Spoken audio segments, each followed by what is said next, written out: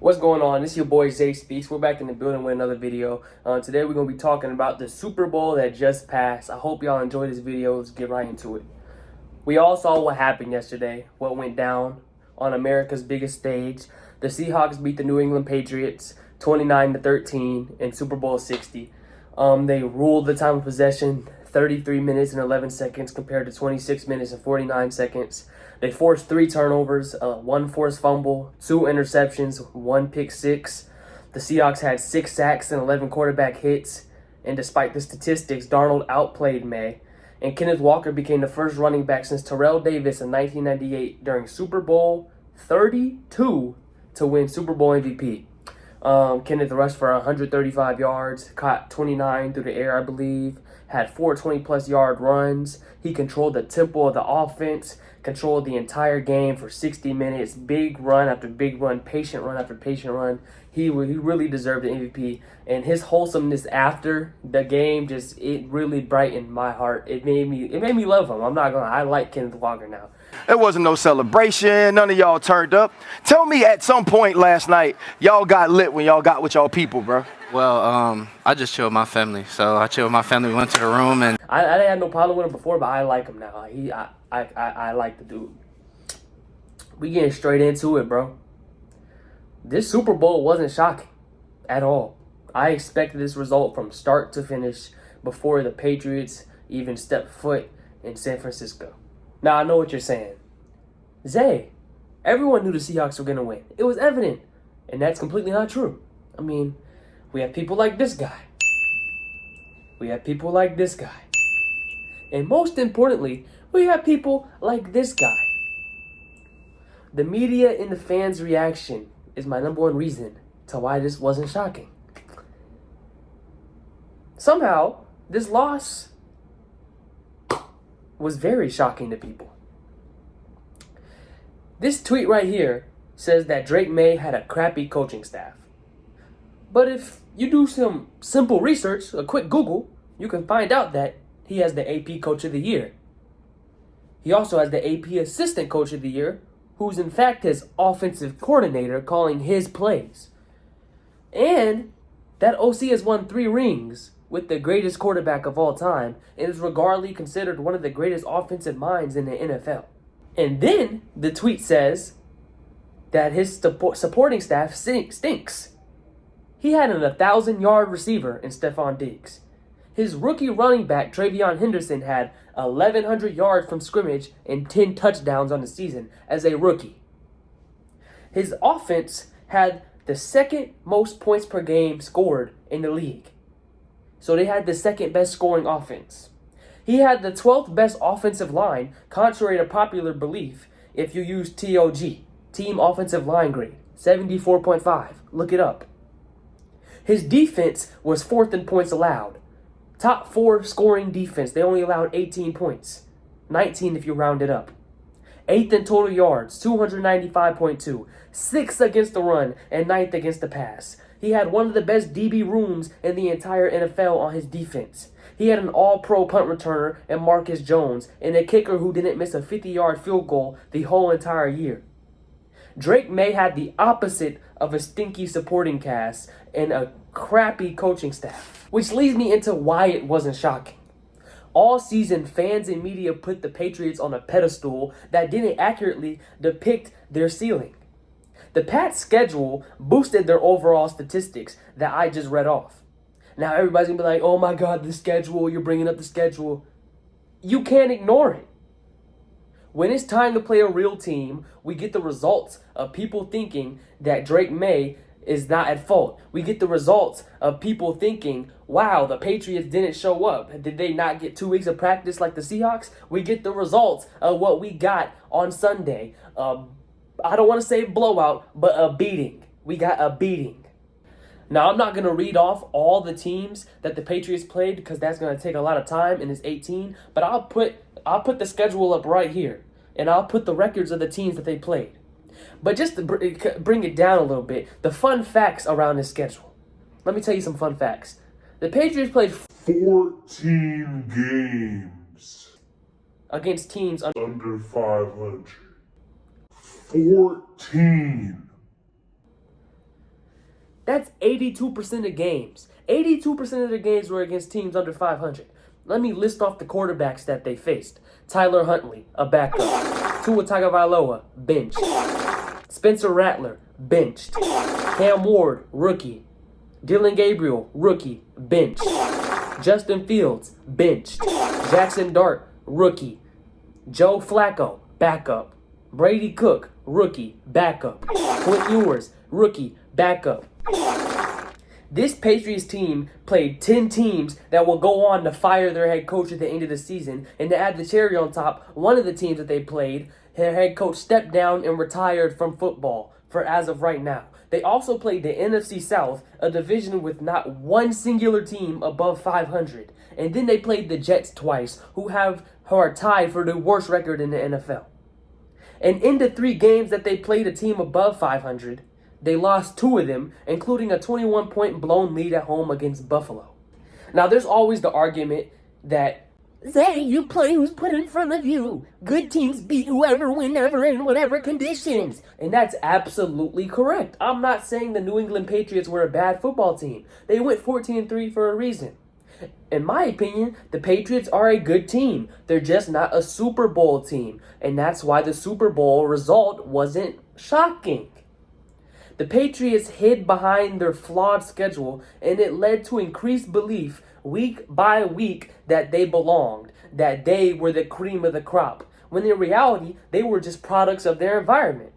If you look at Drake May's best games, Week 17 versus the 3-14 Jets that didn't have a single interception on an entire season, 19 for 21, 256 yards, 5 touchdowns, 0 interceptions, 157 passer rating. Oh, you look at him like he's a dog. Week 4 versus the Panthers, 8-9, 14-17, 203 yards, 2 touchdowns, 0 interceptions, 155.6 passer rating. Dog. Week 6 against the Saints, 6-11, 18-26. 261 yards, 3 touchdowns, 0 interceptions, 140 passer rating. Dog. These are the stats that Drake May accumulated during the games, his best games that he played teams under 500. Overall, Drake May accumulated the stats that I'm about to read off against teams under 500 the whole entire year. 290 for 402 passes. That's 72%. I can't knock him. That's good completion percentage. 3,698 yards. That's 264 a game. That's also good. 31 total touchdowns. 6 interceptions and 1 fumble. That's 2 touchdowns every game and 1 interception every other 3 games. So he only throw 1 interception in 3 games. Keep that in mind. 120 passer rating. 13-1 record versus 500 teams below 500. Now we look at Drake May and the stats that he accumulated versus the 3 games that he played teams above 500. 64-90, 71%. I mean, I can't knock the dude. He completes his passes. 696 yards. A 232-yard average. His average drops by 30 yards. 4 total touchdowns. 2 are rushing. So he only had 2 passing touchdowns in the 3 games that he played against teams above 500. 2 interceptions and 1 fumble. That's 1 touchdown every game and 1 interception every 2 out of 3 games, compared to him throwing an interception only once in every 3rd game when he played a team under 500. 88.6 passer rating and a 1-2 record versus teams above 500. So the overall consensus, after I just read off their schedule and read off the stats Drake May had, Drake May was significantly worse against teams above 500 than he was against teams below. He thrived against bottom feeders, while he looked mediocre and normal against teams above 500. So now that we got the schedule dilemma out the way, let's talk about their playoff road. Now that we discussed why the fans and media were deluded into believing why the Patriots stood a chance going into this playoffs, let's compare the road to the Super Bowl versus Seattle's road to the Super Bowl. The wild card game, Seattle got a bye, but the Pats beat the Los Angeles Chargers 16-3 at home. Yeah, they beat them 16-3, but the score and the box score doesn't show how flawed the Patriots looked that game. Los Angeles was in May's backfield all night, sacking him 5 times.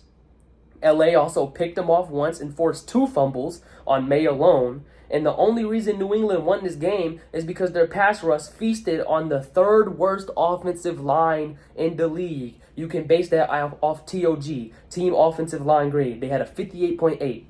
And the 2nd-ranked offensive scoring unit in the NFL only scored 7 points on a Chargers defense that gives up 20. Now, I know you're like, they dropped 16. 3 field goals and 7 points equals 16. Their offense only scored 7. So to me, the Patriots' flawed schedule began to show their true identity at the start of the playoffs. But since New England is a good team, just not as good as everyone makes them seem, they beat the Los Angeles Chargers because they're better than them. Now let's get to the divisional. Patriots versus Texans. The Patriots win 28-16 at home in a snow game. But the score really doesn't. The score again, it doesn't show what the Patriots did. C.J. Stroud had a disaster class, one of the worst quarterback games in playoff history. 4 interceptions in the first half and 1 fumble. Drake May played a solid game when you look at his stats, 3 touchdowns, almost 300 yards. Then you look at his 4 fumbles. If C.J. Stroud doesn't turn into a loaf of bread, the Texans easily win. New England punted 8 times. The offense only led by 5 with a couple minutes to go in the fourth quarter if it wasn't for a pick 6 that happened earlier in the game. If C.J. Stroud remotely played normal, the Patriots lose, and we're talking about a whole different reality. Meanwhile, we look at the Seahawks. The Seahawks demolished the 49ers at home 41-6 in their divisional round. Although San Fran was severely injured, Seattle demolished them from start to finish. The Patriots played a tougher divisional game than Seattle, but showed so many cracks against both teams that they have played so far in the playoffs, and should have lost the second round if the Texans didn't melt down on offense. But boo-hoo, we'll move on to the conference championship. The moment after the Broncos advanced to the AFC Championship, Bo Nix broke his ankle. So now the Patriots get to march into Denver and play the 1-seed Denver Broncos without their starting quarterback. The Patriots would only win 10-7 in the snow against the Broncos. And we could bring up the snow.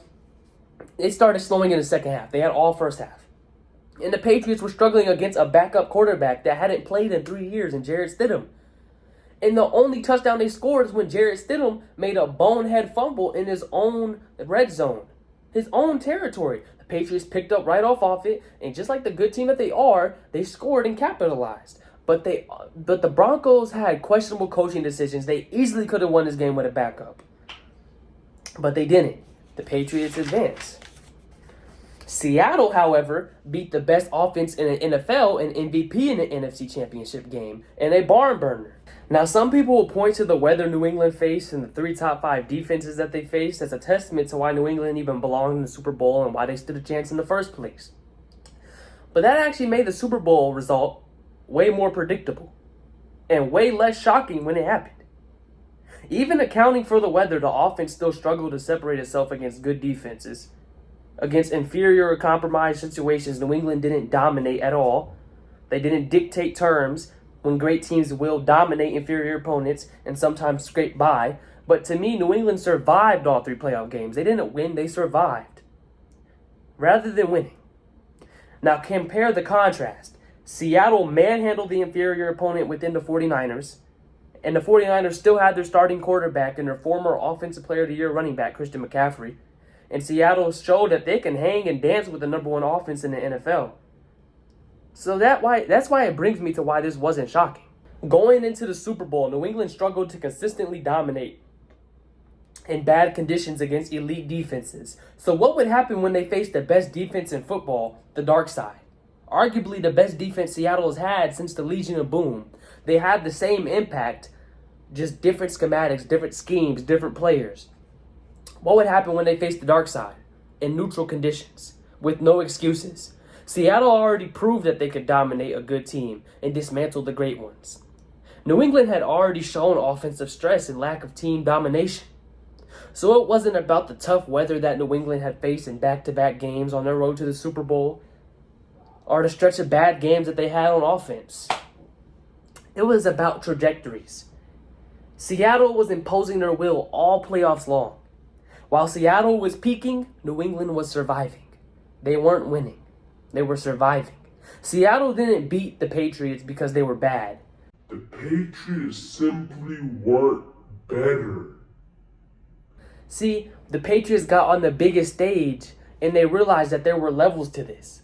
Seattle beat the Patriots in almost every statistical category except for passing, because Drake May had 235-yard garbage time passing yards in the fourth quarter and 2 touchdowns. But even in all this controversy about the schedule, the embarrassing Super Bowl loss, there's still a bright side to all this. On that bright side, Drake May did something that a lot of legends will never do or have never done. He led his team to the Super Bowl in his second year, and he was this MVP candidate who only lost the award by 1 vote. And Mike Vrabel led this team to 14-3 after two consecutive 4-13 seasons. No matter the schedule, winning 14 games in the National Football League is hard. Don't let anyone tell you different. But when you're in the playoffs and the Super Bowl, you're held to a higher standard. And those 14 games hold substance. The substance of those 14 games matter. And unfortunately for New England, they got to the America's biggest stage, brightest stage, and they were exposed. They folded. So through the lackluster schedule, through the convenient mishaps that played in favor for New England, and the hot air balloon of a head that the media blew up for the Patriots, that beating that they took in Super Bowl 60, Was it shocking? yeah, but overall, I just been seeing a whole lot of Patriots fans and a whole lot of people going like, that was the most boring Super Bowl ever. What the heck? That was horrible. What a waste of a Super Bowl. In my opinion, it was a good Super Bowl. Great, amazing defensive games on both sides. The offense didn't even start clicking until the fourth quarter. The Patriots, it didn't shock me that they got manhandled like that. I expect them to get manhandled like that. When they advanced to the AFC Championship game, I commented this. I had it in my gut. I just knew that they weren't ready for a Super Bowl. They just overachieved, and that's okay. But I hope y'all like this video. I appreciate y'all for y'all supporting me, and thank you. Zay Speaks out.